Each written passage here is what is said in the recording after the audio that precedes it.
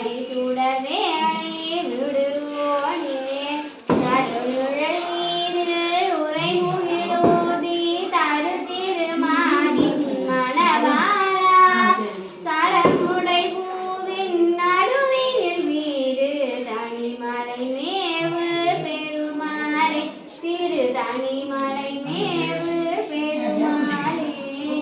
வெற்றிவேல் முருகனுக்கு, வீரவேல் முருகனுக்கு, ஞானவேல் முருகனுக்கு, திரு அதிகை வாய் பாலசுப்பிரமணியனுக்கு.